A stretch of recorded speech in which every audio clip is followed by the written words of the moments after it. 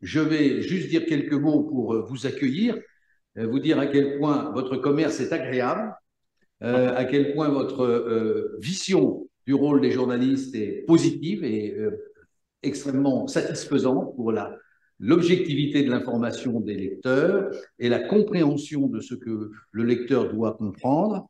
Et donc, vraiment, je me réjouis des échanges que nous avons eu à avoir à l'occasion de la situation en Ukraine. Et je suis très heureux de vous accueillir dans notre académie multicentenaire, pluricentenaire, plus que bicentenaire, avec le secrétaire perpétuel qui a été à l'origine de cette tribune que nous offrons à des personnalités pour s'exprimer librement. Voilà. Alors, vous avez le temps que vous voulez, dans le temps imparti de 1 heure. 1 heure. Alors, on laissera peut-être quelques questions. J'ai quelques questions à vous poser, bien sûr. On se tend aussi, sans doute, de personnes qui vont nous rejoindre en ligne aussi. Et je vous laisse la parole. Merci, Luc, d'avance. Merci pour votre invitation. C'est avec plaisir que je me présente devant vous. Alors effectivement, j'aurais aussi préféré être en présentiel, mais voilà, les questions d'organisation font que parfois être à Paris est plus compliqué pour travailler. J'ai imaginé vous délivrer comme ça un certain nombre d'idées, de réflexions, surtout pas sous forme de leçons. Je suis assez allergique à titre personnel à ce type d'exercice parce que je pense que souvent ça amène à professer beaucoup de certitudes, là où me semble-t-il on est aujourd'hui dans un monde d'incertitude. Et je trouve par ailleurs toujours intéressant d'avoir un échange, voilà, des questions, des remarques, des critiques. Je trouve que là aussi on est dans une période où le fait d'entendre des questions, d'entendre des remarques, qu'elles soient positives ou négatives, encore plus négatives, je trouve souvent que c'est pertinent. Ça permet d'avoir un échange. Peut-être pour commencer rapidement, vous dire d'où je parle, parce que je pense que c'est important de comprendre. Vous dire en quelques mots mon parcours, ce que je fais aujourd'hui, et puis une série de réflexions sur la thématique des transitions que vous avez évoquées avec moi avant Oui. d'organiser cette réunion. Euh, Peut-être vous dire tout simplement d'abord comme beaucoup de journalistes du monde, et contrairement à beaucoup d'idées reçues, je ne viens pas de Paris. J'ai grandi dans les Alpes, dans les Hautes-Alpes, dans une petite vallée, un petit village, et donc j'ai fini par travailler à Paris, comme beaucoup de Parisiens, sans être du tout originaire ni du monde médiatique, ni du monde urbain. Positif. Et donc, j'ai une histoire personnelle d'un petit collège rural et d'un lycée d'une ville de préfecture qui s'appelle Gap dans les Hautes-Alpes, et qui fait que j'ai aussi gardé cette idée que on parle toujours d'un lieu, d'un point de vue, d'un territoire. Et c'est pas complètement par hasard que je commence de cette façon-là. Je pense que là où on a grandi, là où on a été éduqué, là où on a vécu, évidemment c'est intéressant de bouger, de connaître des territoires très différents, ça détermine beaucoup. Euh, et donc, j'ai eu la chance de grandir dans les montagnes françaises, et donc d'avoir ce lien très particulier avec en particulier la montagne. En quelques mots sur mon parcours, c'est important parce que je vais vous parler avec plusieurs regards qui correspondent à mon expérience personnelle. La première, c'est celle de journaliste. Alors, j'ai d'abord couvert les questions d'éducation au Monde, qui est un sujet central puisque depuis 2 siècles et même plus, l'école est une des clés, un des piliers de la société française, beaucoup plus que dans d'autres sociétés. C'est un point qui est évidemment intéressant. J'ai couvert l'éducation pendant 6 ans, et ensuite je me suis penché pendant également 6 années sur les banlieues dites difficiles. Donc j'ai travaillé dans les quartiers parmi les plus sensibles et compliqués de France, pour raconter comment ces territoires se transforment, et comment ces territoires, ces lieux, ces quartiers sont soumis à des pressions, voilà, des modes de vie, à des difficultés qui peuvent être sociales, politiques, économiques, qui sont parfois considérables. Et après cette expérience dans la banlieue, pendant 6 ans, j'ai pris des responsabilités au Monde. Et c'est évidemment un moment de ma carrière qui est très important. J'ai d'abord été rédacteur en chef, puis chef du service politique, directeur adjoint de la rédaction, puis directeur de la rédaction.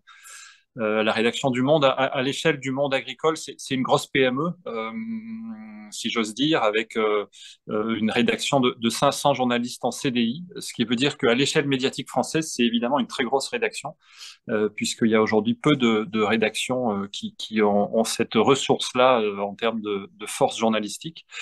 Et donc pendant 6 ans, j'ai eu le privilège de diriger cette rédaction. Je dis grosse PME d'un côté, mais évidemment un journal qui, notamment grâce au numérique, alors ça ouvre déjà une première question sur les transitions, est un journal qui n'a jamais été aussi lu dans toute son histoire. Le Monde va fêter ses 80 ans l'année prochaine.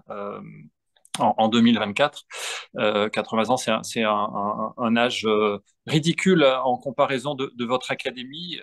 À l'échelle médiatique, c'est pas complètement négligeable.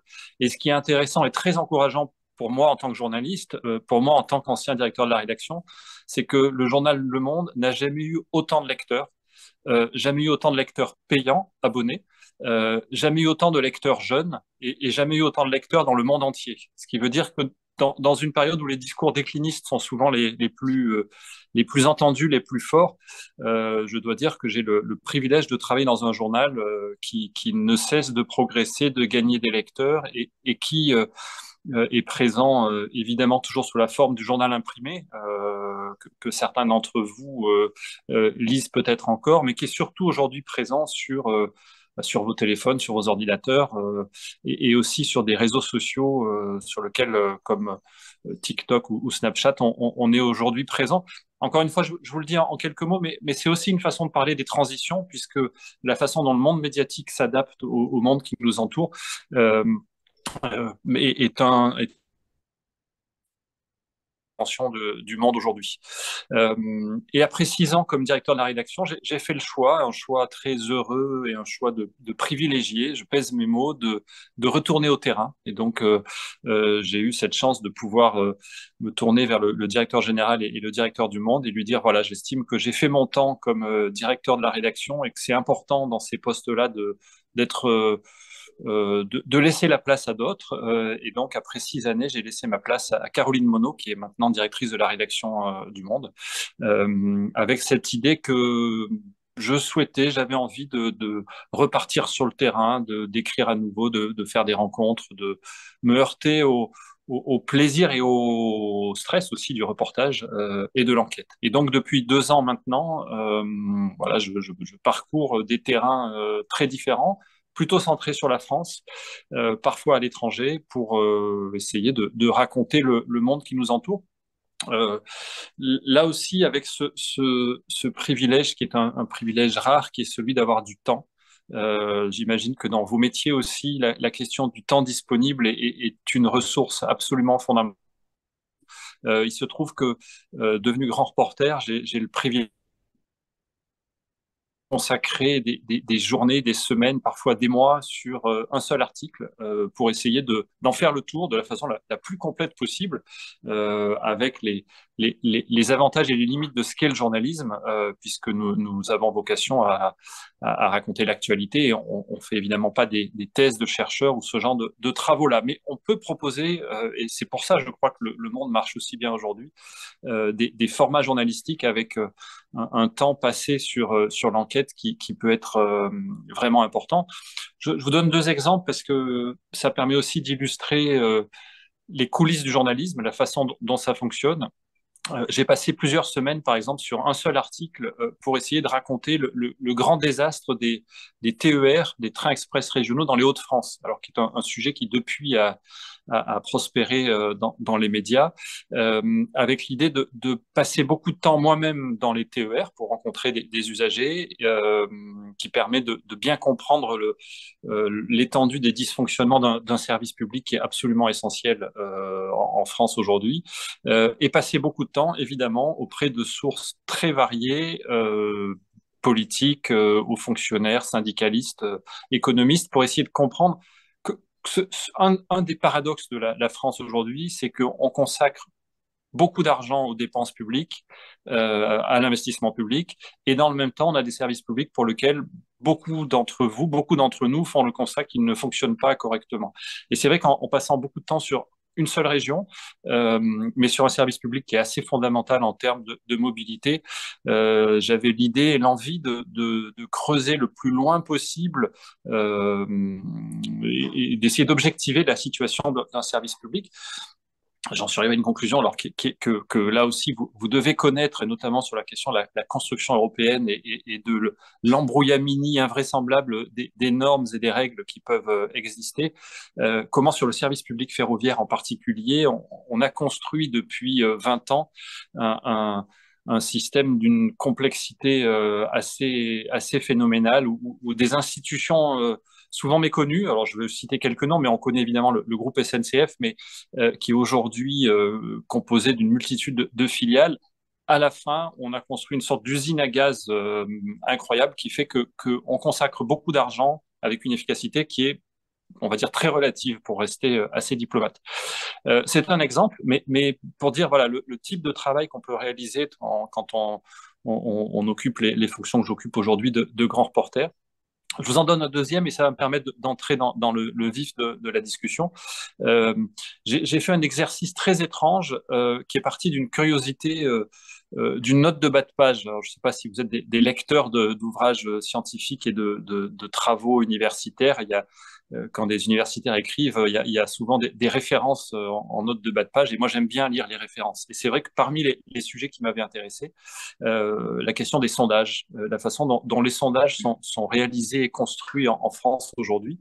Et donc, j'ai commencé à tirer un fil et à essayer de comprendre comment sont réalisés les sondages en ligne, puisqu'aujourd'hui, la quasi-totalité des sondages qui racontent l'opinion, sur lequel s'appuient les entreprises, les hommes et femmes politiques pour décider, sont des sondages en ligne.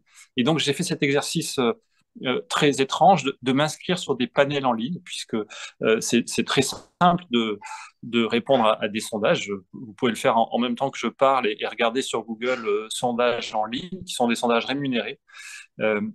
Et j'ai voulu comme ça raconter les coulisses et l'intérieur de ce qu'est l'usine à sondage, l'industrie des sondages en France. J'ai dû répondre à 300 sondages en 300, ou même, comme je continue, pour être honnête, parce qu'en fait, c'est une source d'information extrêmement intéressante. Je pense que je ne dois pas être loin à 400, de 400 sondages auxquels j'ai répondu. Alors, je réponds en disant à peu près n'importe quoi. Et ça m'a permis de rendre compte, pour moi, d'une réalité qui est assez fascinante. C'est comment ces instruments qui n'ont aucune valeur scientifique, qui sont des instruments d'entreprise marketing, en fait, sont utilisés par des hommes et femmes politiques, par des entreprises qui croient à la valeur de ces instruments. Ça m'a valu quelques inimitiés, on va dire ça comme ça, avec des instituts de sondage qui ont été très mécontents du fait que je raconte les coulisses pas très réjouissantes de ces travaux-là. Et pour moi, c'était assez fondamental parce que pour tenter de faire notre métier de journaliste, on a parfois tendance à utiliser des sondages. Alors, regardez dans l'actualité le nombre de fois où sur des sites Internet très variés, on va utiliser le sondage financé par Carrefour, par la SNCF, par un parti politique, par une institution publique qui va vous donner un chiffre qui vous donne l'apparence de quelque chose qui relève de la science et qui permet d'orienter le débat public. Voilà. Il me semblait que parmi ce que les journalistes peuvent faire, parmi les objets d'enquête, le fait de remonter à la source, le fait d'essayer de comprendre la mécanique, de comprendre une industrie, permet d'éclairer une partie de ce qui fait le débat public et donc de participer à la mission d'information des journalistes. Pour moi, il y a un lien avec les transitions. Encore une fois, je suis désolé si cette introduction est un peu longue, mais il y a un lien sur les deux aspects, sur le travail médiatique et sur cet exemple que je donne sur les transitions, à commencer par le vocabulaire. Alors j'avoue que le terme de transition, c'est un terme qui a tendance parfois à me faire un peu bondir.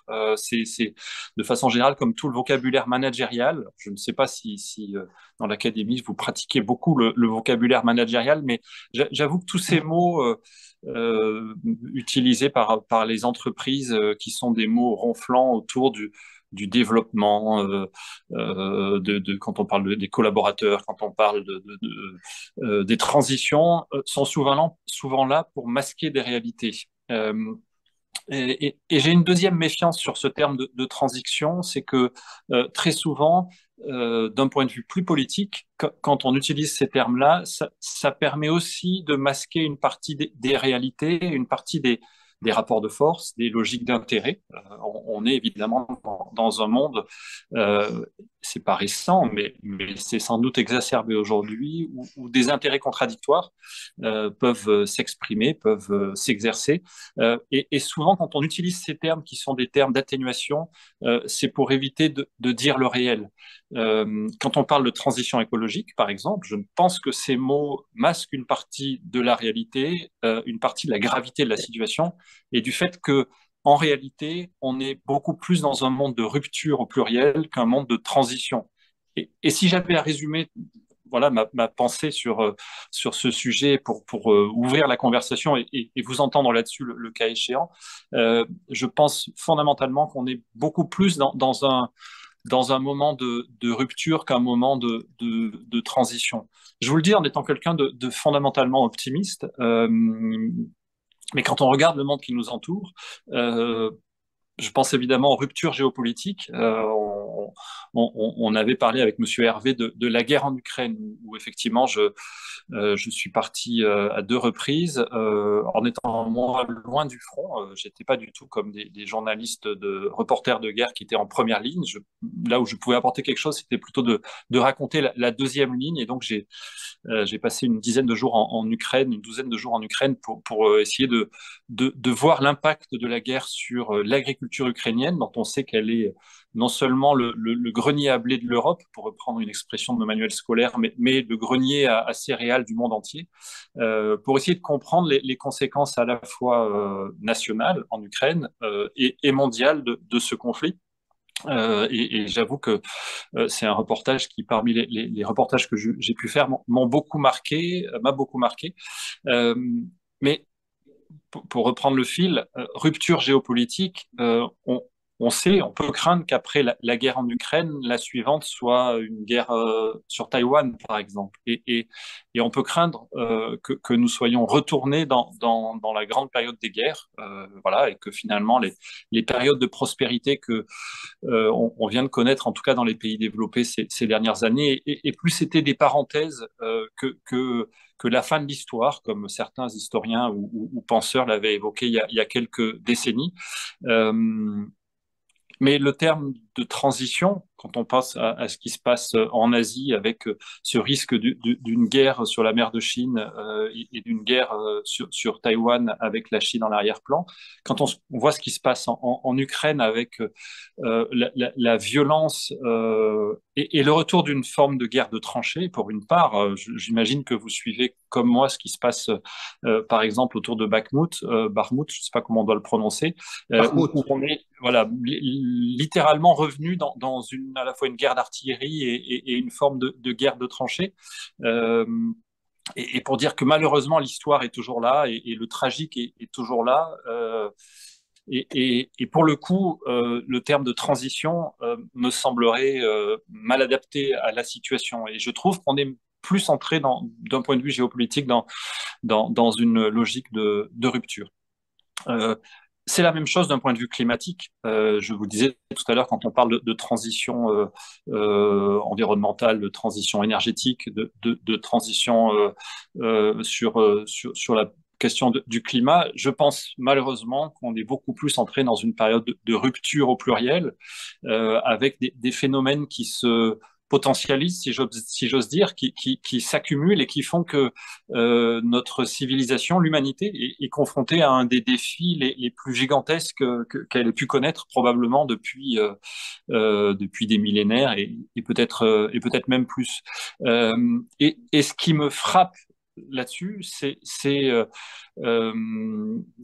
paradoxe alors, auquel que vous devez constater également de votre poste d'observation, c'est ce paradoxe de ce niveau d'information sans égal, de ce niveau d'information scientifique en particulier sans égal depuis que l'homme est sur Terre, si j'ose dire, l'homme et la femme sont sur Terre, et dans le même temps cette incapacité ou cette forme d'impuissance. Mais ce qui est devant nous, c'est une rupture, et c'est en réalité même une série de ruptures. Je suppose que vous avez regardé aussi les derniers travaux du GIEC, la façon dont Oui. les plus grands scientifiques mondiaux observent, anticipent et s'alarment. Et cette difficulté qu'on a tous à réconcilier cette information qu'on enregistre d'un côté dans le cerveau et la façon dont nous nous comportons tous encore aujourd'hui, moi le premier, je ne veux surtout pas me mettre en dehors de nos comportements collectifs. Et là, pour le coup, il y a une part de mystère sociologique, de mystère historique, philosophique, de civilisation peut-être même, qui fait que on sait que le danger est là. On est comme des humains chasseurs-cueilleurs il y a quelques millénaires et qui, voyant le danger arriver, s'accentuer. Et peut-être qu'on reste un peu comme des lapins dans les phares d'une voiture et tétanisés, on attend et on fait très peu de choses, en tout cas à la hauteur de la réalité des crises. C'est pour ça que là aussi, le terme de transition par rapport à ce que nous connaissons, par rapport aux crises qu'on peut imaginer et qu'on voit arriver, je pense que la logique de rupture est beaucoup plus forte, beaucoup plus significative. Euh, Rupture générationnelle, je pense qu'on est à l'aube de conflits et de tensions entre générations. Sous des formes que je suis bien incapable de vous formuler, mais en tout cas, me semble-t-il, tout est là pour que sur la question générationnelle, on ait des conflits. Comment en vouloir aux jeunes générations de porter un regard extraordinairement critique sur ce que nous allons leur laisser? Je mets même de côté la question de l'endettement. Après tout, la dette, c'est aussi une façon de représenter le monde, de partager les richesses. C'est peut-être pas si grave que ça. Mais en revanche, sur la question des pollutions, sur la question du réchauffement climatique, sur la question des inégalités, sur la question euh, de la répartition des richesses sur le monde, on est en train de laisser aux générations suivantes une planète dans un état épouvantable. Euh, Comment ne pas comprendre que face à cette situation-là, face à l'immobilisme de nos générations, j'ai 49 ans, je me mets là aussi en plein dedans. Ça fait des décennies que on a une information de qualité sur ce qui est en train de se passer sur la planète, et ça fait des décennies qu'on ne fait pas grand-chose. Comment en vouloir à des générations qui viennent nous bousculer? Je ne sais pas sous quelle forme. Je pense que ce à quoi nous assistons aujourd'hui, vous avez suivi évidemment les mouvements de type Extinction Rébellion ou d'autres types de mouvements de revendication. Je pense que ça n'est que le début. Et je pense, si je mets de côté l'agacement qu'on peut ressentir sur certaines formes de mobilisation, euh, je pense que la question qui nous est posée générationnellement, c'est qu'est-ce qu'on a fait pour éviter les catastrophes qui sont en train d'arriver? Comment reprocher à ces générations le fait de nous le dire avec à minima véhémence et probablement avec une forme de colère? Voilà, je pense que là aussi, la notion de transition, elle me semble être une notion beaucoup trop faible, presque une forme d'opacité même en réalité sur la réalité de ce que nous sommes en train de vivre. Euh, donc transition au pluriel versus rupture au pluriel, vous avez compris que je penche plutôt vers la deuxième grille de lecture et ça m'amène à une interrogation que j'ai commencé à évoquer en tant que journaliste qui est évidemment une interrogation qui est assez cruelle pour notre métier, mais qui est assez cruelle pour nous tous. Et je pense que quand on est journaliste, il faut avoir la possibilité de se poser à soi-même des questions qui fâchent. Comment se fait-il qu'on n'arrive pas collectivement à à installer la problématique du long terme, par exemple, dans nos choix politiques, dans nos décisions individuelles, dans la façon euh, de réfléchir ensemble. Comment se fait-il qu'on reste totalement focalisé sur le court terme? Comment se fait-il qu'on n'arrive pas à entendre toutes ces informations pourtant assez dramatiques sur l'état de la planète et qu'on n'arrive pas à modifier nos comportements? Comme vous peut-être, je continue d'avoir une voiture, je continue à manger de la viande, je continue à prendre l'avion, alors plutôt pour des raisons professionnelles, mais aussi des raisons privées.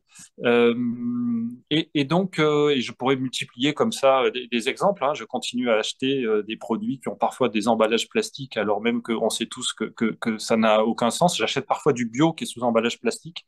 Alors, vous m'expliquerez peut-être quelle est la logique, mais il n'empêche que je vois bien la logique. Hein. C'est protéger la valeur du produit et éviter le vol, probablement, mais euh, en tout cas, je m'interroge, je vous interroge, je suis très curieux de vous entendre sur ce point-là, de comment résoudre ce paradoxe d'une société informée. Alors, on est aussi comme, c'est le paradoxe qu'on fait parfois entre la gastronomie et la malbouffe, entre la gastronomie et le McDo. Il y a la même chose sur l'information, il y a de la malinformation, il y a de l'information en quantité parfois, et la bonne information n'est pas toujours facile à trouver. Néanmoins, l'information sur les ruptures en cours, elles existent, elles sont disponibles notamment grâce à Internet facilement, sous des formes extrêmement variées. Et pourtant, nous n'arrivons pas à bouger fondamentalement. Si j'avais une image à utiliser, pour essayer d'apporter un petit sourire quand même dans cette présentation qui est un peu inquiète, j'ai le sentiment qu'on est parfois un peu comme ces personnages de dessins animés, vous savez, qui sont en train de courir et qui se rendent pas compte qu'ils ont dépassé la falaise et qui continuent à courir dans le vide et qui à un moment donné s'arrêtent et à ce moment-là la chute commence. Euh, j'ai le sentiment que nous sommes voilà, dans cette situation un peu folle d'une civilisation, d'une société qui a perdu beaucoup de repères et qui contient en elle-même beaucoup des germes de sa propre crise. Alors, j'ai pas les réponses et je vais juste évoquer quelques pistes et ensuite discuter avec vous si vous le souhaitez. Mais c'est vrai que on a une série de clés qui peuvent permettre de comprendre comment on en arrive à cette situation-là. D'abord, nous sommes fondamentalement, et alors c'est un truisme, que c'est une porte ouverte que je vais enfoncer, mais je pense qu'il faut le redire, dans une société de consommation, et donc où la valeur de consommation, la façon dont s'érigent les rapports sociaux est très fortement déterminé par cet aspect-là. Et donc c'est vrai que dans une société de consommation, l'urgence, le plaisir, la satisfaction de ce besoin va déterminer quantité de choses. Et ça pose une question redoutable de comment demain avoir une société d'opulence comme celle dans laquelle nous sommes tous, même si l'opulence est très inégalement répartie. En tout cas, je parle d'opulence pour les sociétés européennes. Euh, que signifie une société d'opulence dans une société qui serait plus neutre d'un point de vue climatique? Voilà, je pose la question. Là aussi, je n'ai évidemment pas la réponse.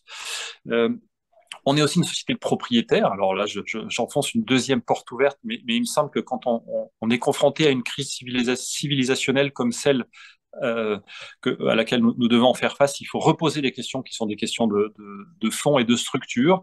Une société de propriétaires, une société de propriété. Alors, je ne veux pas remonter là aussi aux chasseurs-cueilleurs, mais c'est vrai que depuis que l'homme est sédentarisé, l'accès à la propriété est quelque chose qui nous détermine très profondément.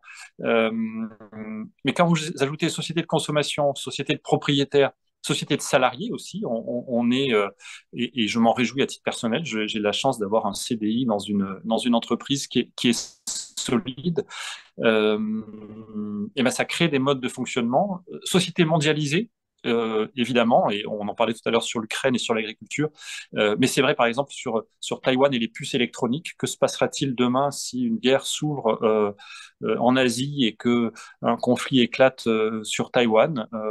On est là aussi dans une société mondialisée, société numérisée. Alors je ne vous fais pas le tableau des réseaux sociaux, vous connaissez aussi. Mais tout ça, j'ouvre, j'en suis désolé, plein de portes ouvertes, mais tout ça, ça nous emmène à un mot qui, pour moi, est le mot essentiel aujourd'hui, qui est le fait que nous vivons dans un monde de dépendance au pluriel. Nous sommes des grands dépendants, en réalité, dans notre mode de vie. On professe la liberté, et je m'en réjouis. Je suis, comme vous, probablement très attaché à cette valeur-là, mais un monde en liberté dans lequel, en fait, nous sommes surtout d'abord dans un monde de dépendance, alors d'interdépendance, si on veut utiliser un mot qui fait un peu plus joli. Mais un monde de dépendance lié à la consommation, lié à nos modes de vie, lié au mode de fabrication, au monde industriel. Dans mes derniers reportages, j'ai passé beaucoup de temps dans un lieu assez extraordinaire, je dois dire, qui est le port industriel de Fos-sur-Mer, près de Marseille, pour essayer de raconter comment un des lieux qui raconte notre société était en train de se développe très fortement, comme Dunkerque, par exemple, dont on a beaucoup parlé ces derniers jours. Mais c'est vrai que c'est fascinant de voir ce trafic mondial de containers qui fait qu'on a des volumes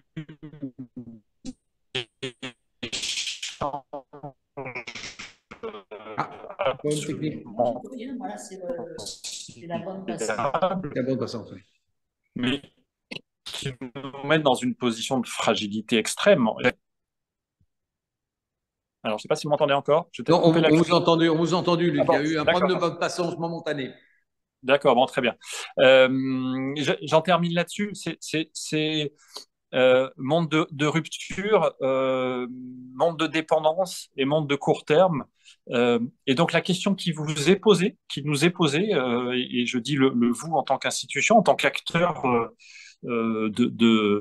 sous des formes différentes, que ce soit dans le monde économique, dans le monde syndical, universitaire ou journalistique de mon point de vue, c'est comment dans cet univers-là, on essaye de faire progresser les réflexions, comment on tente de résoudre une partie des questions qui nous sont posées. Voilà, je trouve que dans les défis auxquels nous sommes confrontés, là aussi, je me place d'un point de vue du journaliste que je suis, ça fait partie des sujets sur lesquels je vais essayer de travailler dans les prochains mois, les prochaines années. Voilà, j'ai essayé de faire de façon assez synthétique pour qu'on puisse avoir un échange. Merci beaucoup, Luc. Merci beaucoup. Je vais passer la parole à mon voisin. Constant, tu veux peut-être interroger Luc? Non, voilà. Merci d'abord de cette présentation et de votre disponibilité. Bon, ma question, c'est un peu, vous êtes journaliste, vous transmettez de l'information, la communication, et en tant qu'académie, notre objectif, hein, on l'a mis dans notre devise, c'est une passion connaître et une ambition transmettre.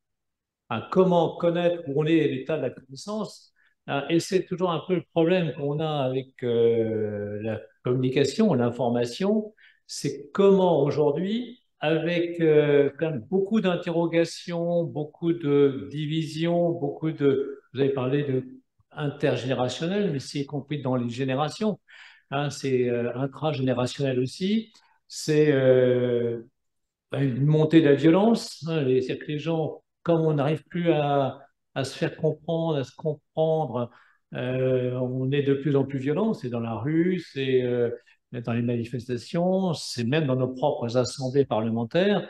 Donc il y a quand même aujourd'hui une situation forte de conflit. Comment nous qui représentons quelque part un peu la science, la connaissance, comment vous voyez aussi les rapports entre la vie, la science et vous, votre métier de journaliste? Alors, la question est évidemment très, très pertinente et importante dans la période actuelle. Je pense que la réponse qu'on peut avoir, la première pour moi qui est fondamentale en tant que journaliste, mais je pense probablement elle n'est pas très éloignée de votre point de vue, c'est un mot qui est le mot de la qualité. C'est-à-dire que produire de l'information de qualité, produire des connaissances de qualité, produire des réflexions qui ne soient pas trop superficielle. Assumer une part de complexité aussi.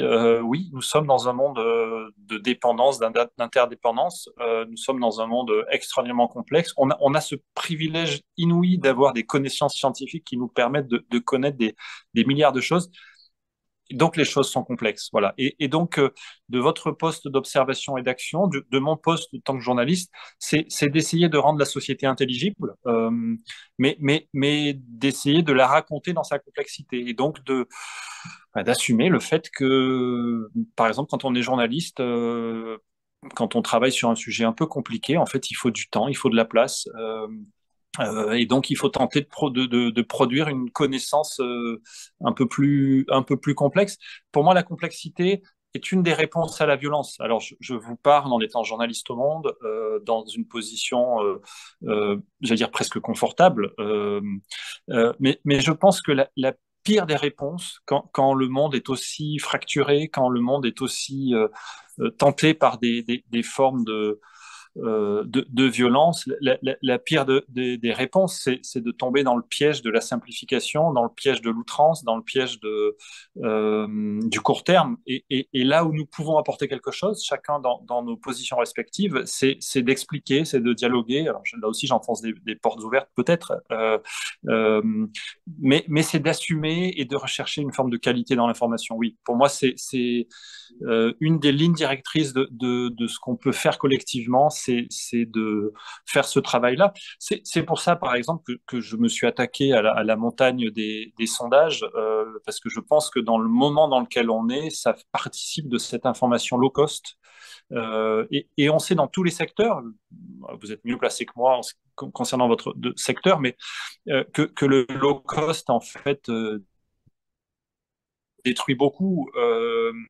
Et quand les gens perdent la valeur des choses, en fait, ça ouvre plein de perspectives qui sont assez sombres. Donc voilà, autour de la qualité, autour de la complexité, je pense que ça fait partie des lignes sur lesquelles on peut travailler.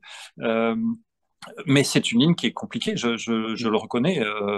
C'est plus facile de parler de complexité quand on est journaliste au Monde que quand on est journaliste sur une chaîne d'information en continu et qui doit remplir, quelle que soit l'actualité, des heures et des heures d'antenne, plus souvent dans des logiques low cost. Ma position est plus facile pour tenir cette ligne-là. Mais heureusement qu'un journal comme Le Monde ou qu'une académie comme la vôtre tente de tenir cette ligne qui me paraît fondamentale.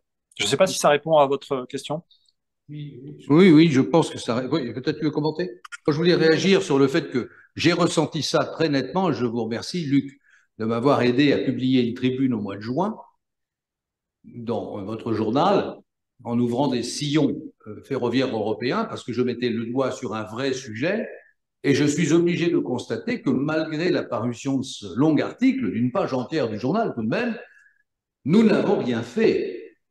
Et j'étais en Ukraine il y a une dizaine de jours et j'ai rendu visite à plusieurs de mes anciens clients de banquiers et de collègues ukrainiens et j'ai vu de mes yeux la façon dont ils ont réussi à sortir. On s'est focalisé sur le canal mer Noire protégé. On a exporté 4,8 millions de tonnes par ce canal, alors que l'Ukraine en exportait 45 l'année précédente. Et l'Ukraine en a sorti 40 millions par les voies terrestres, par les chemins de fer, les trains, les camions, les péniches.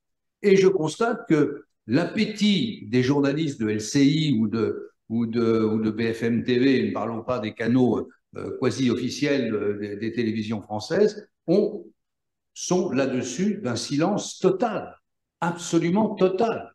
Comme s'ils étaient prisonniers du fait que finalement, la profession française des céréaliers est très contente que les cours soient montés de 200 € à 380 en un an et qu'il n'y a pas besoin de se préoccuper de ce qui pourrait venir du bassin mer Noire et qui met en cause, en fait, à moyen terme, l'avenir de la production céréalière européenne.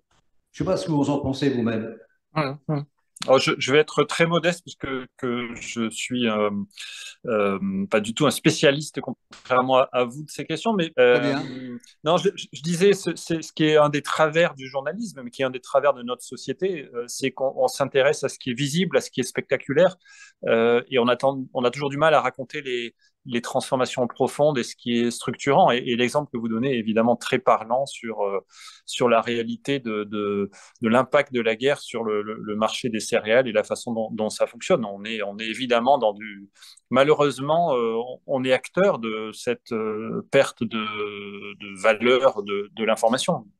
Pas toujours, mais je pense que ce que vous dites malheureusement est très juste. Alors après, moi, c'est vrai que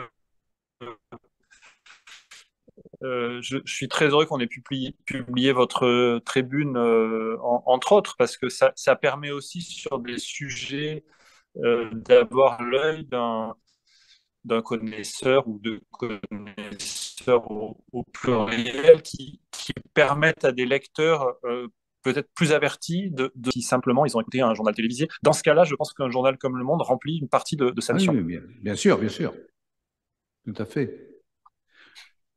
Chantal, tu voulais peut-être poser une question. Tu prends le micro, Chantal? Ou Guy? Guy, alors, Guy Waxman. Oui, bonjour. Je partage pas votre catastrophisme. On vit dans une société où on n'a jamais été aussi instruit, on n'a jamais vécu aussi longtemps, on n'a jamais été aussi riche. Les possibilités de développement personnel n'ont jamais été aussi grandes. Enfin bon, je ne partage pas ce catastrophisme. Ceci dit, je suis vieux, mais je suis aussi un très vieux lecteur du Monde. Et depuis toujours, maintenant, je profite de l'occasion pour m'exprimer. Je me suis jamais exprimé comme ça. Enfin, depuis toujours, pas depuis toujours. Il fut un temps où l'agriculture était bien traitée par Le Monde. Il y avait il y avait un journaliste, une journaliste spécialisée qui connaissait le métier, qui avait une certaine empathie pour le monde agricole, et ça changeait bien des choses. Alors, il y avait une chose, mais alors, qui a disparu, comme l'agriculture, c'est la vie des entreprises dans le monde. Aujourd'hui, enfin maintenant je ne le fais plus, mais pour se renseigner sur les entreprises, bon, ben, il n'y a que les Échos. Alors autrefois, il y avait les pages Saumon, je ne sais plus, de Figaro, et puis il y avait Le Monde quand même, où la vie des entreprises existait vraiment. Bon, maintenant je suis toujours abonné. Je pense qu'au niveau de l'information internationale, il n'y a rien de tel que Le Monde. Pour l'information française, elle cède à la neurasthénie, elle nous présente, Le Monde nous présente, alors je vais faire encore, je vais vous dire tout ce que je pense, on nous présente les grèves comme un grand succès, alors que le privé n'a absolument pas participé, Le Monde s'en est pas aperçu, mais ça je comprends pas, mais enfin bon, enfin moi que je me... Voilà, ceci étant, je reviens au niveau... pardon. Alors, zut, j'en oublie ma question. Oui, ici, quand même. Je vous parlais des entreprises dans le monde. Et moi, il me semble qu'une des clés des transitions ou des ruptures au niveau de nos modes de production, ça passe pas d'abord par nos modes de consommation. Ça passe évidemment par la production. Et que ça, c'est dans les entreprises que ça se passe. Que les conseils d'administration, d'après ce que j'ai compris, et puis des quelques témoignages, j'en ai pas beaucoup, je ne suis pas journaliste, hein, je crois qu'il faudrait aller voir dans les entreprises ce qui se passe, dans les assemblées d'actionnaires. Je crois et c'est très clairement, après, il y a du greenwashing, il y a tout ce qu'on veut, mais c'est très clair que pour moi, que les transitions vont se passer au niveau des entreprises. Et c'est ça que j'aimerais bien retrouver dans le monde. Hein, si j'ai raison ou tort, je ne dis pas. Mais par exemple, si c'est l'exemple qu'on a vu ensemble à l'Académie d'agriculture en visitant Nestlé, eh bien, il est très très clair que Nestlé, dans la façon dont ils envisagent la transition vers le zéro carbone, va avoir un impact sur l'ensemble de leurs fournisseurs, agriculteurs ou non, et sur l'ensemble de la chaîne alimentaire. Ça, c'est clair. Je sais que dans l'industrie chimique, c'est pareil. Par exemple, si dans un domaine que je connais un tout petit peu mieux, les entreprises de l'agroéquipement, les tractoristes, les gens qui font des moissonneuses-batteuses, tout le monde réfléchit à quels seront les carburants de demain, comment on va faire pour changer. Chez les semenciers, on se demande comment on va faire. Dans l'industrie chimique des produits phytosanitaires, des produits de protection des cultures, on est en train de changer complètement de paradigme, mais on a des pistes. Et il y a toutes les entreprises, enfin beaucoup d'entreprises sont en mouvement. C'est absolument pas visible, d'ailleurs vous n'en avez pas parlé. Et c'est un très grand regret pour moi. Voilà, je vous remercie de votre patience. Merci, Guy. Luc. Merci. Oui, merci pour ce retour. J'entends très bien les critiques, elles sont évidemment bienvenues. Vous savez, souvent, on dit que les médias sont un quatrième pouvoir, et donc le fait que les médias soient eux-mêmes contestés et critiqués, ça me paraît assez fondamental. Je vous ai dit, en fait, moi, c'est les mots que j'ai employés tout à l'heure, je suis fondamentalement optimiste, et je crois comme vous qu'on est dans une société d'une opulence, c'est le mot que j'ai employé tout à l'heure, d'une richesse sans égale. Et vous avez insisté sur un point qui me touche beaucoup, parce que il se trouve que j'ai couvert les questions d'éducation pendant 6 ans, et jamais la société française n'a été aussi instruite. Alors, aussi diplômée, je vais dire, pour être plus précis, parce que aussi instruite, ça voudrait dire que on est, par exemple, sur la lecture, le calcul, des niveaux qui soient comparables à ce qui était auparavant, et je crois que la réalité est un peu plus mitigée en réalité. Mais sur le bilan, je suis pas en désaccord avec ce que vous dites.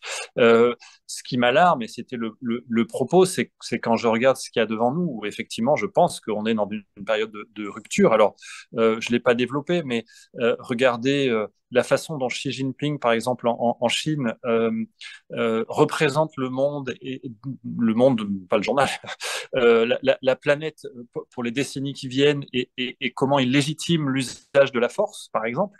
Moi qui suis fondamentalement optimiste, j'ai un peu de mal à l'être quand je vois la façon dont la Chine développe sa puissance. Je ne parle pas de Poutine, on l'a fait tout à l'heure. Donc, d'un point de vue géopolitique, c'est vrai que je trouve que la situation raconte le fait qu'on est entré dans une séquence qui n'est plus du tout la séquence qu'on a pu connaître il y a quelques décennies, où on pouvait imaginer la fin de l'histoire, et le fait qu'on serait capable de résoudre une partie des guerres potentielles par la diplomatie. Voilà, il me semble que c'est un facteur d'inquiétude. Et le deuxième point, c'est évidemment le climat. Alors, vous avez raison là aussi, les entreprises sont en train de bouger, et les entreprises bougent souvent plus vite que les politiques, c'est intéressant. Je l'ai évoqué tout à l'heure, j'étais en reportage longuement à Fos-sur-Mer, donc jetez un coup d'œil sur ce papier publié il y a quelques semaines, vous verrez que c'était l'idée de raconter le monde des entreprises, et Fos-sur-Mer, ce sont les hydrocarbures, c'est l'industrie de la chimie, c'est ArcelorMittal, donc on est dans le dur de l'industrie, qui est en train de bouger de façon remarquable et extrêmement rapide. Mais la question qui nous est posée collectivement, vu l'immensité des enjeux liés aux crises climatiques, regardez les publications récentes sur les oiseaux, par exemple, sur les insectes, sur la vitesse du réchauffement sur les pôles. En fait, on est dans une course de vitesse, et donc oui, ça bouge, vous avez raison, et oui, certaines entreprises sont en train de bouger. Alors moi, je ne prendrai pas Nestlé en exemple, j'ai quelques doutes sur cette entreprise, entre le décalage entre leur discours et la réalité, mais je ferme cette parenthèse très très vite. On est dans une course de vitesse, et dans cette course de vitesse, je pense que pour l'instant, on n'a pas passé la démultiplier, et je pense que pour l'instant on continue, et c'est l'image que j'avais tout à l'heure du dessin animé, à être ce personnage de dessin animé qui est en train de dépasser la falaise et de pédaler dans le vide. Voilà. Après, sur le reste, sur vos commentaires sur le journalisme agricole, je ne sais pas vous répondre. Voilà, on a des journalistes qui couvrent le secteur. Moi, ça fait partie des sujets sur lesquels je me suis posé plusieurs fois la question de savoir si un jour je ne couvrirais pas ce sujet, si jamais la place était ouverte, parce que je trouve que à travers l'agriculture, on raconte des milliards de choses. L'agriculture, c'est un sujet sociétal, c'est un sujet scientifique, c'est un sujet économique. Et raconter l'agriculture dans un pays et dans le monde, en fait, c'est raconter quasiment tout. Et donc, d'un point de vue journalistique, c'est absolument passionnant. Voilà, pour répondre rapidement à toutes ces remarques. Avant de passer la parole, Luc, à Chantal, je voudrais saisir votre dernier propos pour vous faire une proposition, une invitation.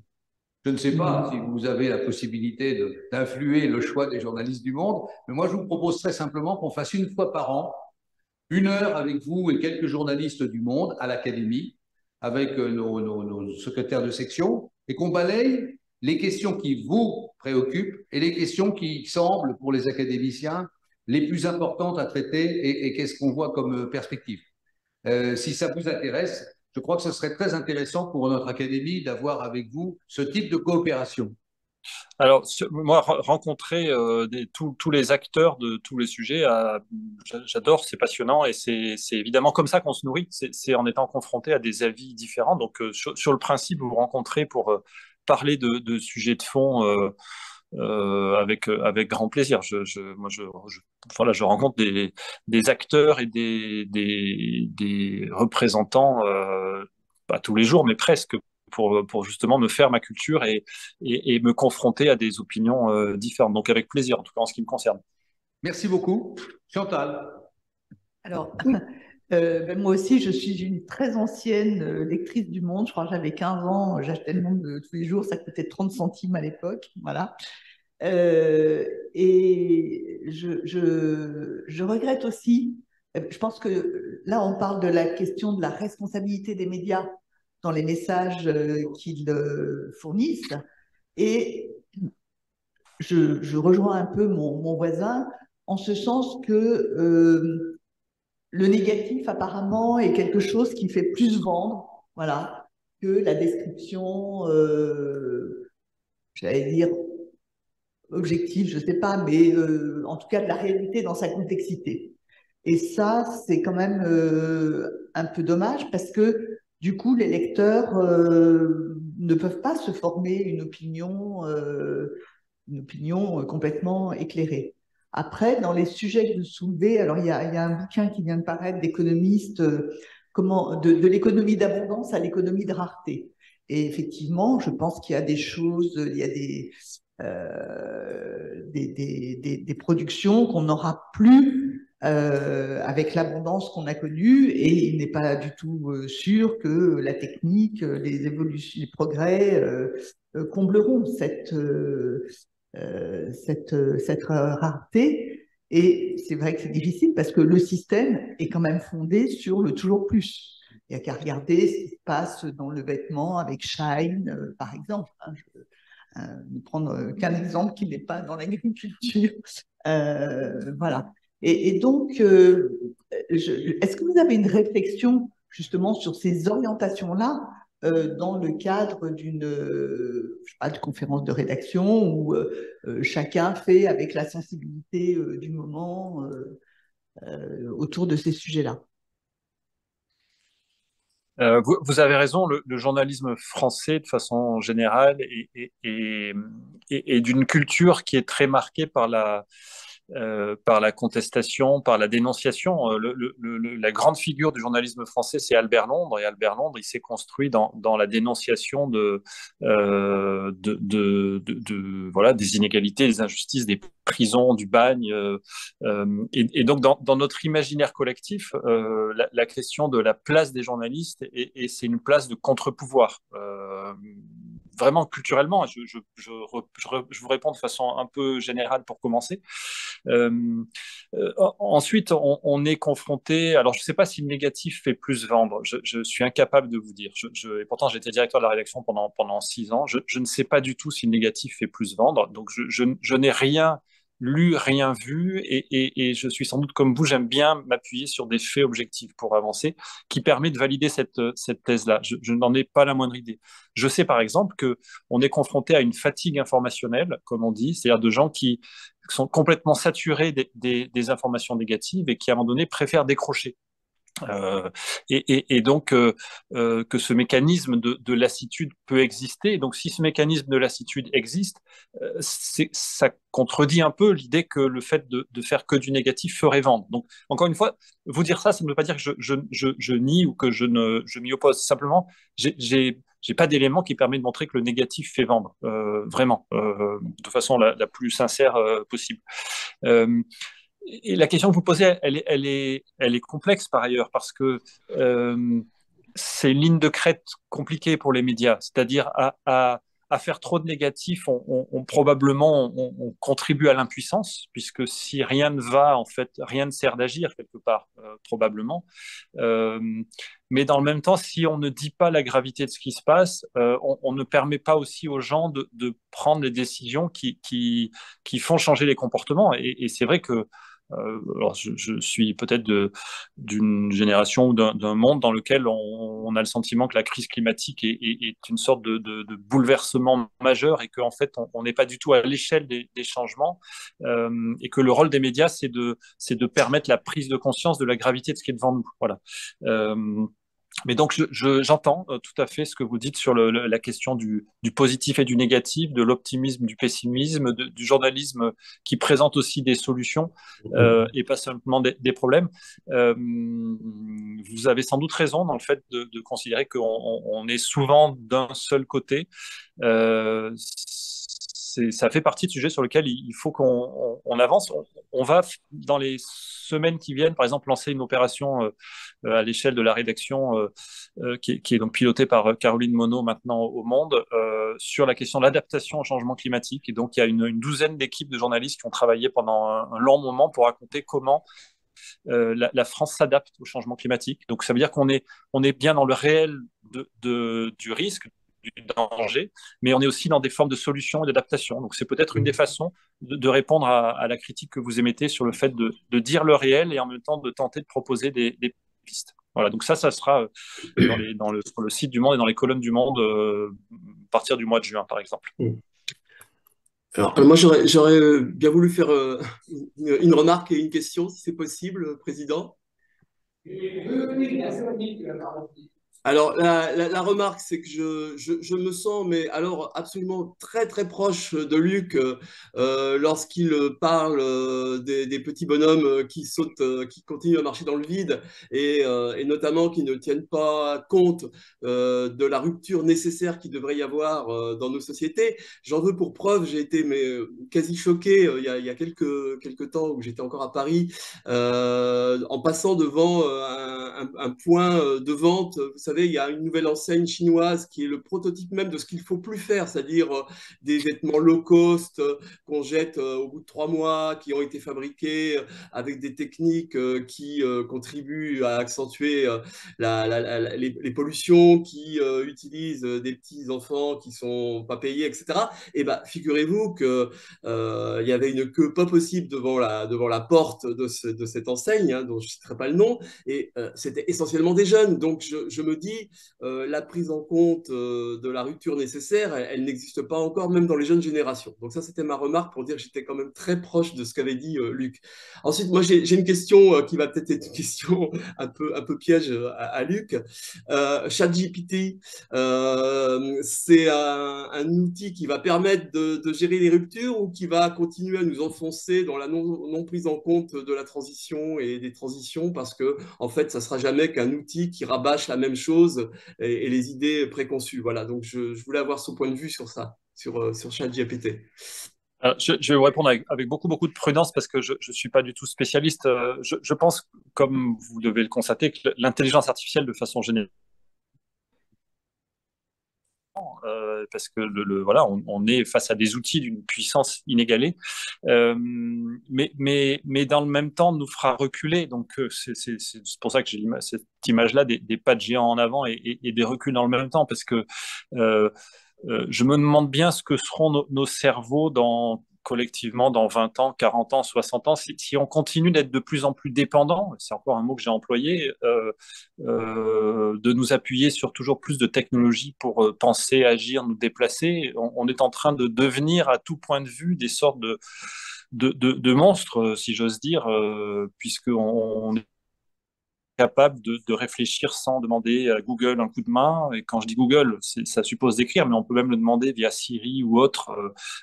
Et donc demain, on pourra demander à des outils de ce type-là d'écrire à notre place, de penser à notre place. Donc c'est vrai que c'est une vraie inquiétude qu'on peut avoir. Et je suis désolé si je reviens sur un sujet d'inquiétude, mais vous m'ouvrez la porte pour le faire.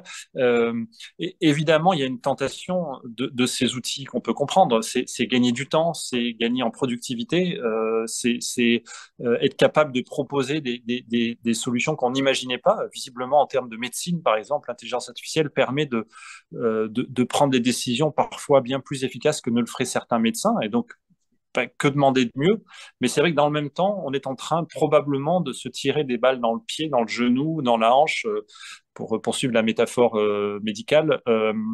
en créant des outils qui peuvent un jour nous perdre. Donc voilà, je suis dans cette position-là un peu ambivalente de à la fois constater la magie et la force de ces outils et les risques qu'ils portent en eux-mêmes et pour nous-mêmes pour l'avenir.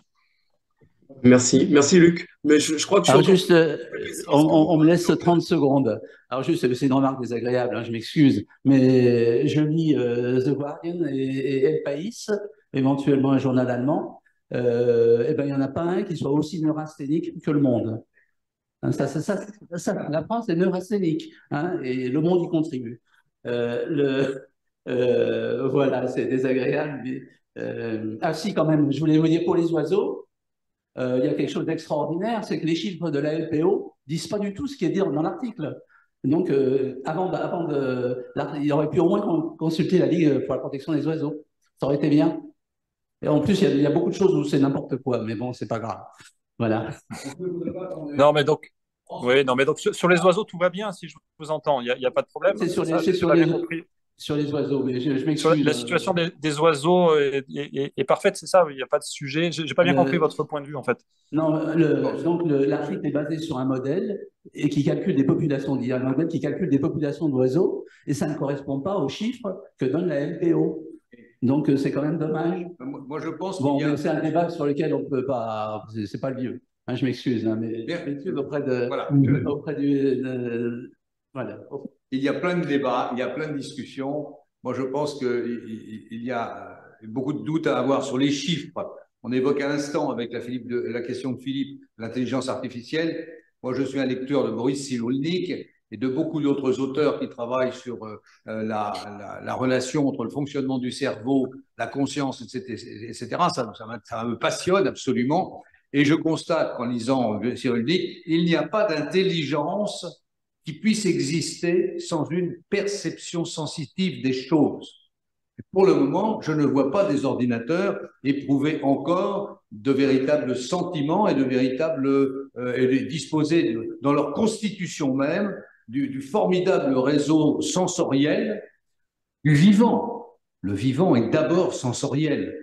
Et je suis frappé par ces trous béants, à mon avis, dans une épistémologie du vivant qui mériterait d'être vraiment construite. On a eu un séminaire stratégique cette année et c'est le sujet numéro 1 qu'on a mis dans nos différents séminaires. Comment peut-on concilier les exigences épistémologiques d'aujourd'hui avec une éthique à la fois de la science et de la communication scientifique? Alors, peut-être un mot pour conclure sur ce vaste sujet ouvert, avant qu'on ne convienne, Luc, de moments où on pourrait se rencontrer, peut-être dans le sillage de cette série d'articles que vous évoquez dans Le Monde sur des sujets qui, pour nous, sont absolument quotidiens et centraux, la transition climatique et les outils pour y remédier.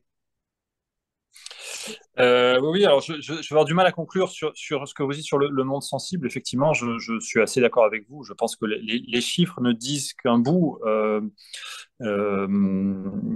quels que soient les chiffres. Alors encore moins les sondages que le reste. Vous avez compris ma passion pour ce sujet-là, et que donc il faut compléter. Néanmoins, je pense que notamment sur les questions climatiques, on a des travaux de chercheurs qui sont incontestables. Et moi, je suis très attaché au monde sensible, si j'ose dire, et au fait qu'on en a besoin pour comprendre. Néanmoins, malheureusement, et les dernières publications sur les oiseaux en font partie, on a des chercheurs qui sont incontestables, d'une qualité scientifique irréprochable, qui nous racontent des dégradations majeures. Alors, le monde est neurasthénique peut-être, je ne sais pas, je ne crois pas, mais je crois qu'on raconte ce qu'est le monde aujourd'hui, et malheureusement, il y a des points d'inquiétude à peu près partout. Enfin, moi, j'ai visité l'Ukraine il y a 20 ans en voiture, et il fallait l'été s'arrêter à peu près tous les 50-30 km pour nettoyer le pare-brise parce qu'il était englué d'insectes. Et les dernières visites que j'ai faites avant la guerre, on pouvait faire 200 km sans avoir à s'arrêter pour nettoyer le pare-brise. Et alors, quand j'ai fait part de cette observation banale d'un praticien qui faisait 4 jours par semaine une sortie de terrain, on m'a répondu gentiment que c'était un sondage, en quelque sorte, très incomplet et que ça n'était révélateur de rien du tout. Et la critique était juste, parce qu'en effet, on ne pouvait pas prétendre en faisant 4 fois par semaine, moi tout seul, à raison de 70 km à l'heure, pendant au maximum une dizaine d'heures dans la journée. Je ne pouvais pas prétendre avoir une représentativité spatiale complète. Et donc, la critique que vous pouvez me faire était très fondée. Monsieur, ce que vous dites n'est pas représentatif. Pourtant, je suis convaincu que c'était parfaitement représentatif, parce que je sais qu'il y avait des centaines de personnes qui pouvaient, comme moi, tous les jours, faire leurs 70 ou leurs 100 km, et comme moi, constater qu'ils n'avaient plus besoin de nettoyer leur pare-brise. Donc, il y a bien une relation entre l'intensification de la pollution par des xénobiotiques et le fait qu'il y a quelque part une baisse des populations d'animaux sauvages, à commencer par celle des insectes et des oiseaux. Et donc, je pense que vous avez drôlement raison de dire qu'il y a quand même un vrai problème sur les oiseaux, quoi qu'en pense tel ou tel penseur de la LPO. Voilà. Bon, je vois que le débat est ouvert. Luc, je serais ravi que nous puissions vous accueillir dans notre académie physiquement, notamment à l'occasion d'une réunion avec plusieurs de nos responsables de secteurs disciplinaires à l'intérieur du vaste secteur de l'agriculture pour balayer un peu toutes ces questions, parce que nous serions très, très heureux de faire ça avec vous, avec cette expérience unique qui est la vôtre de journaliste d'investigation. Merci beaucoup. Merci à vous. Bonne journée. À une prochaine rencontre. À bientôt. Au revoir. Au revoir. Au revoir.